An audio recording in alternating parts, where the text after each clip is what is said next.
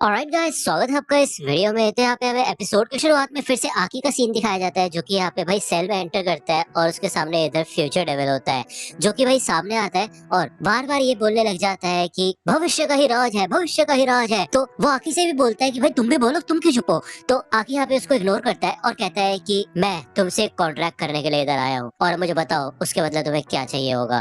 तो यहाँ पे फ्यूचर डेविल कहता है कि तुम्हारा एटीट्यूड काफी खराब है, तो चलो फिर आगे आओ, मुझे तुम्हारा फ्यूचर देखना होगा, उसके बाद मैं डिसाइड करूंगा कि मैं तुम्हारे साथ कॉन्ट्रैक्ट करूंगा या नहीं। आओ फिर मेरे पास और अपना सर मेरे पेट पे लगाओ। तो यहाँ पे आके सोचते हैं कि ये बोल क्या रहा है, लेकिन वो फिर भी यहाँ पे पास आता है और अपना सर फ्यूचर डेविल के पेट पे लगाता है। थोड़ी देर बाद यहाँ पे फ्यूचर डेविल हंसने लग जाता है और वो कहता है कि ठीक है, फिर मैं तुम्हारी राइट आंख में रहने के लिए तैयार हूँ और उसके बदले में तुम्हें पावर दे दूंगा। तो यहाँ पे वो आकी को देखता है और वो कहता है क्या सोच रहे हो कि बस इतना ही। हाँ, क्योंकि तुम्हारी मौत के बाद भी तुम्हारा ही राज होगा। इतने कमाल के हो तो मैं बताता हूँ तुम मरोगे कैसे। तो यहाँ पे आकी उसको रोक देता है और कहता है मेरे को कोई इंटरेस्ट नहीं है अपनी मौत के बारे में जानने में, तो चलो फिर आ जाओ मेरी राइट आंख में। दूसरी ओर हमें दिखाया जाता है कि किसी भी इधर डेंजी और पावर को फिर से भाई हरा चुका होता है। ये दोनों यहाँ पे नीचे गिर जाते हैं और इस बार फाइनली इन्होंने किसी भी के गाल पे एक स्क्रैच मार दिया होता है, उसको खून भी निकल रहा होता है। वो कहता है कि बहुत अच्छा काम किया तुम लोगों ने और आज के बाद से हम ये रोज नहीं करेंगे, हम लगा सकते हैं कि हफ्ते में एक ही बार करेंगे ये। अपना दिमाग हमेशा ठंडा रखना और याद रखना कि तुम्हारे पास क्या क्या हथियार है जिनसे तुम लड़ सकते हो।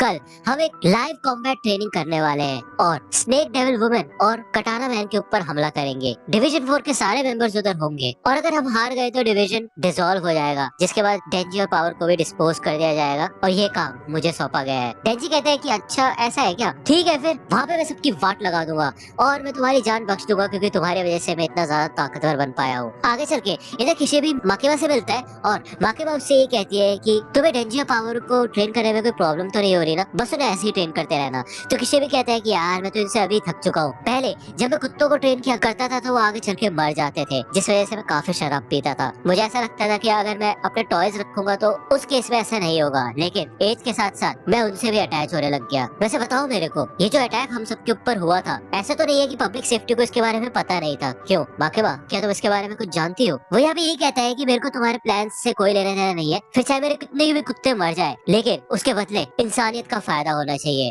तो माकेबा यहाँ पे यही कहती है कि मैं खुद भी यही चाहती हूँ कि मैं ज्यादा से ज्यादा लोगों को डेविल से बचा सकूं। अगर ये ऑपरेशन सक्सेसफुल हो जाता है तो डिवीजन 4 की अहमियत लोगों को पता चल जाएगी और ये पब्लिक रिकॉर्ड का एक पार्ट बन जाएगा, जिसके बाद हमें और आजादी मिल जाएगी और हम और लोगों को बचा पाएंगे। तो किसी भी इधर माकेबा को देखता है और कहता है कितनी बड़ी झूठी हो तुम। दूसरी ओर इधर कटाना मैन और सावटारी अपने हाइड आउट पे होते हैं बाकी लोगों के साथ और सावटारी कहती है कि यहाँ से भागने का कोई फायदा नहीं है, क्योंकि जब तक वो माकेबा जिंदा है तुम उससे भाग के कहीं भी नहीं जा सकते। वैसे अगर कटाना मैन मर भी जाता है तो मैं उसको फिर से जिंदा कर सकती हूँ, लेकिन तुम इस बात का ध्यान रखना कि तुम्हें वो काट ना ले।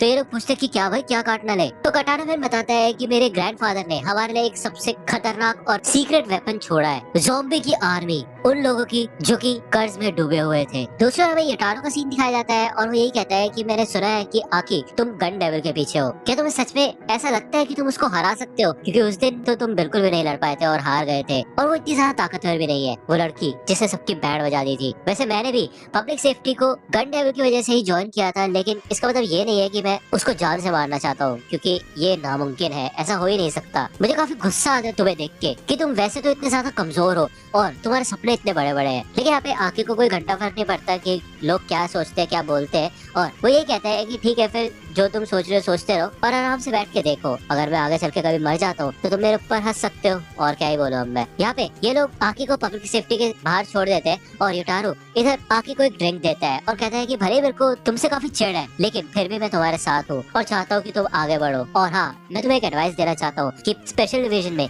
सबके सब लोग सनखी भरे पड़े हैं, तो अपना ख्याल रखना। इधर माकीबा याकुजा के बॉस से मिलने के लिए आती है, जिसके अंडर यहाँ पे कटाना मैन काम करता है, और वो बताता है कि मैंने सुना है कि हमारे ग्रुप के कुछ लड़कों की लड़ाई हुई है, लेकिन मैं तुम्हें यकीन दिलाता हूँ कि वो मेरे ऑर्डर पे नहीं हुआ था। यहाँ पे वो सावटारी की पिक्चर दिखाता है और कहता है कि इन सब के पीछे ये है, इसी ने गन डेविल के साथ उनकी डील करवाई थी। तो माकेबा पूछते कैसे डील, तो वो आदमी बताता है कि इन लोगों ने गन डेविल को 20,000 येन दिए, जिसके बदले वो इनको गन्स और एमो देता है। तो माकेबा कहती है ठीक है फिर मैं चाहती हूँ कि तुम उन सब लोगों के नाम इस कागज पे लिखो जिनके भी कॉन्ट्रैक्ट गन डेविल के साथ है इस ऑर्गेनाइजेशन में। तो वो आदमी कहते हैं ठीक है फिर मेरे ख्याल से उन लोगों को जेल भेज देना चाहिए जब उनकी अकल ठिकाने आएगी। तो माकेबा कहते हैं कि और हाँ, सिर्फ अपनी ही ऑर्गेनाइजेशन नहीं, बाकी ऑर्गेनाइजेशन में भी जितने लोग हैं गन डेविल के साथ उन सबके नाम मेरे को चाहिए। तो वो आदमी कहता है कि ये तो काफी पागलपन होगा, क्योंकि अगर किसी भी ऑर्गेनाइजेशन को पता चला ये बात तो हम सब लोगों के बीच में जंग छिड़ जाएगी। क्या तुमने कभी नेसेसरी इविल के बारे में सुना है? एक ऐसी बुराई जिसका फायदा होता है। अगर ऐसा हुआ तो हम सब एक दूसरे को खत्म कर देंगे और इससे जापान फॉरेन माफिया के लिए ऊपर हो जाएगा। चाइनीज और रशियन माफिया हमसे भी ज्यादा बुरे हैं और वो इधर आने के लिए तैयार है। तो तुम्हें शुक्र मनाना चाहिए कि हम लोगों ने उनको रोक रखा है। माकिवा इधर एक पेपर बैग निकालती है और वो आदमी कहता है कि मुझे घूस देने से कोई फायदा नहीं होगा। तो माकिवा कहती है कि ये कोई पैसे नहीं है, ये इस कमरे में मौजूद हर आदमी के फैमिली के कुछ चीजें हैं। तुम लोगों के प्यार, बीविया, बच्चे, दादी दादा, भाई बहन और बाकी रिलेटिव्स की आंखें है ये। तो यहाँ पे वो आदमी शॉक हो जाता है और वो जो बैग चेक करता है तो इसमें भाई आंखें भरी होती है बहुत सारी। बाकी वो भाई क्या है भाई, कोल्ड हार्टेड है वो तो बहुत। वो कहती है कि चिंता करने वाली कोई बात नहीं है, मैं किसी ऐसे को जानती हूँ जो कि बिल्कुल आसानी से बिना किसी प्रॉब्लम के ये सारी आंखें वापस कर सकता है, और अगर तुम मेरी बात मानते हो तो मैं उस आदमी को तुमसे मिलवा दूंगी। तो यहाँ पे पीछे से एक आदमी आता है और वो माकिवा को उसके शोल्डर से पकड़ के उसको पंच करने वाला होता है, लेकिन माकिवा जब उसे घूर के देखती है तो उसकी नाक में से खून निकलने लग जाता है और वो बंदा भाई नीचे गिर जाता है। माकिवा इधर यही कहती है कि ये जो नेसेसरी इविल की बात तुम कर रहे हो ना, ये बिल्कुल भी जायज नहीं है और तुम जैसे लोगों की सोसाइटी को जरूरत नहीं है। यहाँ पे स्पेशल डिवीजन और पुलिस ने कटाना मैन के हाइड आउट को चारों तरफ से घेर लिया होता है और आकी यहाँ पे यही सोचता है कि इनका प्लान क्या है। किशिबी यहाँ पे यही बताता है कि इनका कोई प्लान नहीं है, ये सिर्फ अंदर घुसेंगे। आकी, डेंजी, पावर, कोबेरी यहाँ पे अंदर घुसते हैं और शीना और फुरोनो इधर आते हैं और किशिबी के सामने अपने आप को इंट्रोड्यूस करते हैं। किशिबी बताता है कि पुलिस और डिवीजन 2 को फर्स्ट फ्लोर के एंट्रेंस और बेसमेंट को सील करके रखना है और स्पेशल डिवीजन इन आतंकवादियों को खत्म कर देगा। और हाँ, एक बात याद रखना कि स्पेशल डिवीजन में ज्यादातर नॉन ह्यूमंस हैं जो कि इंसान नहीं है। अगर इनमें से एक भी भाग गया तो ये इन आतंकवादियों से ज्यादा नुकसान पहुंचा सकते हैं लोगों को, तो तुम्हें इन पे नजर रखनी है। अब अगर तुम्हारा इन सबसे सामना होता है तो मैं इनके बारे में तुम्हें थोड़ा बहुत बता देता हूँ। पहला है बीम, जो कि एक शार्क फेड है। यहाँ पे वो फर्स्ट फ्लोर पे आता है और भाई दीवार के थ्रू बाहर निकलता है और वो ज़ॉम्बीज़ को देख के काफी ज्यादा एक्साइटेड हो जाता है कि उसके लिए इतना सारा खाना है। यहाँ पे किसी भी बताता है कि बीम किसी भी सर्विस में स्विम कर सकता है और अपने सर को थोड़ी देर के लिए डेविल फॉर्म में ट्रांसफॉर्म भी कर सकता है। यहाँ पे जब बीम ज़ॉम्बीज़ को खा रहा होता है तो वो एक हुडी वाले आदमी को भी खाने की कोशिश करता है, लेकिन यहाँ पे उल्टा उसको लात पड़ जाती है और यहाँ पे वो गलगली से माफी मांगता है, जो कि भाई बेसिकली एक वॉयलेंस फ्रेंड होता है और वो ये कहता है कि मैंने तुम्हें गलती से ज़ॉम्बी समझ लिया था। किसी भी बताता है कि अक्सर डेविल्स जब फ्रेंड्स बनते हैं तो काफी ज्यादा कमजोर हो जाते हैं, लेकिन वायलेंस फ्रेंड एक फ्रेंड होने के बाद भी काफी ज्यादा ताकतवर है। हमेशा वो एक गैस मास्क पहनता है जिसमें से काफी पॉइजनस गैस निकलती है और ये किसी भी हालत में उतरना नहीं चाहिए। यहाँ पे जब गैलगली ज़ॉम्बीज़ को मार रहा होता है तो यहाँ पे वो देखता है कि सामने एक औरत खड़ी होती है और वो उसे कहता है कि हे, याद रखना अगर इनमें से किसी भी ज़ॉम्बी ने तुम्हें काट लिया तो तुम भी एक ज़ॉम्बी बन जाओगी, तो यहाँ से निकल जाओ। यहाँ पे जब वो इधर गैलगली की ओर मुड़ती है तो उसे एहसास होता है कि ये भी एक डेविल ही है जिसका नाम होता है प्रिंसी, जो कि एक स्पाइडर डेविल है। किसी भी बताता है कि अक्सर ये अपने इंसानी रूप में ही रहती है और देखा जाए तो ह्यूमनॉइड डेविल्स काफी फ्रेंडली होते हैं। यहाँ पे प्रिंसी अपने डेविल में ट्रांसफॉर्म होती है और भाई ज़ॉम्बीज़ को मारना शुरू कर देती है। उसके इतने सारे पैर आ चुके होते हैं भाई, वो आतंक मचा देती है इधर पूरा। यहाँ पे एक ज़ॉम्बी का सर रोल होते हुए एंजल डेविल के पैरों में लगता है जिससे कि उसके जूते खराब हो जाते हैं और यहाँ पे उसके सर को उठाता है और खाना शुरू कर देता है। किसी भी बताता है कि ये एक स्पेशल केस है, इसको इंसानों से कोई लेने देना नहीं है, लेकिन हमें हर हालत में इससे दूर रहना होगा क्योंकि अगर इसको गलती से भी टच कर लिया तो हमारी लाइफ स्पैन काफी तेजी से कम हो सकती है। यहाँ पे एंजल आकी से कहता है कि हे, क्या तुम्हारे पास कोई हैंकी वगैरह है, मुझे अपने जूते साफ कर रहे हैं। तो यहाँ पे आकी काफी करीब आ जाता है एंजल डेविल के और उसे हैंकरचिफ देता है। एंजल डेविल कहता है कि क्या बात है, तुम्हें मुझसे डर नहीं लग रहा? तुम्हें पता है ना अगर मैंने गलती से भी तुम्हें टच कर दिया तो तुम्हारी लाइफ स्पैन कम हो जाएगी। तो आकी यहाँ पे कहता है कि चिंता वाली कोई बात नहीं है, मेरे पास उसका तोड़ है।